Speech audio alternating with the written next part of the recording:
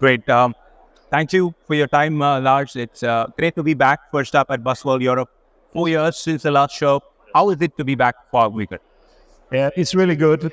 We have seen that during these 4 years, we have become more known in the industry. So it's like coming home. Right.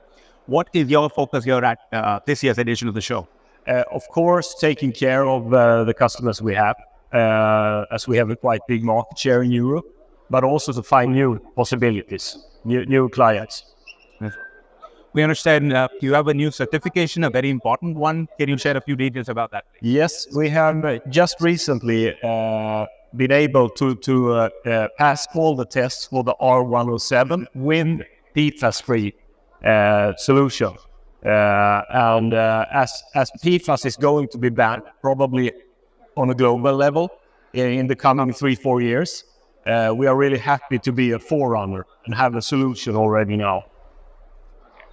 Couple of aspects that I'd like to ask you about.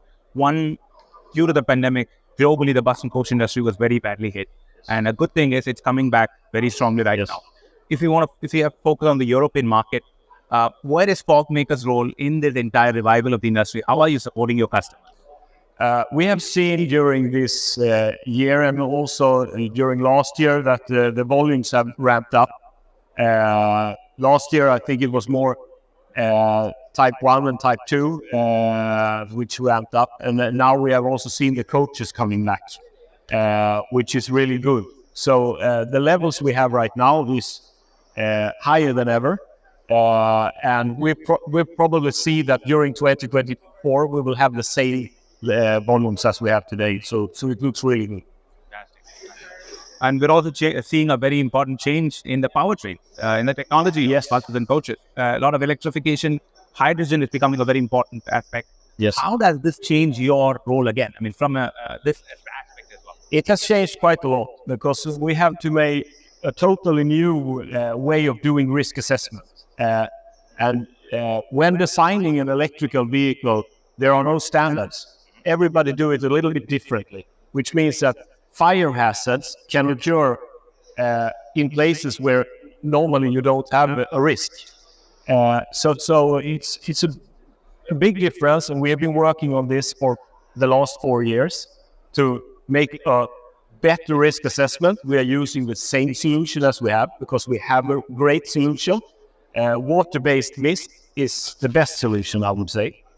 And the same goes for hydrogen, because hydrogen is, you can say it's an electric vehicle, but depending on if it's an ICE hydrogen or if it's a fuel cell, of course, a little bit different. But anyhow, we have that solution also, and we will launch a new concept for hydrogen probably during 2024. Fantastic. Then we also have some business updates from a geographic point of view. Yes. Outside of Europe, how strong are you in? Which are your major markets? We are really strong in Australia. We have 90% of the bus market there. We are also strong in, for example, in South America, in Colombia. We have a really strong hold. We are looking forward to legislation coming up in Chile. There we have a good track record also for the buses. So, I mean, we have a certain amount of markets which we work on really hard right now. Southeast Asia is one of them, and of course also India is really in the focus for the coming years. Yeah. And that was my next question. How important is the Asian market for you? And of course, the two largest markets within Asia, China and India. Yeah, we deliver quite a lot already today to China, to the OEMs, but mainly for buses who are re-exported to Europe or other places in the world. And we see India as really one of the big potentials coming on now strong. I was in India 3 weeks ago, had a great discussion with a lot of different customers. And I think India is really in the focus right now. Right. And over the medium to long term, what would your strategy be for the Indian market? Are you already looking out for partners? What's going to be the way forward? We already today have 3 partners who act as distributors in India. But of course, we need more. India is a big country, and also we need to establish relations to have direct business with the OEMs within India. A final update. 2024, you said the numbers are going to be pretty good. Yes. Medium to long term, what is Fogmaker's strategy growth? Our strategy of growth right now is around 20% per year. And this year we are growing with approximately 25%. Last year it was almost 30%. So it has been a tremendous journey so far. And of course we aim to continue this growth. And the bus segment is very important. It's a base of everything we do. But of course we also have other segments like airport machines, could be machines for ports, mining. So there are a lot of other segments which we explore right now.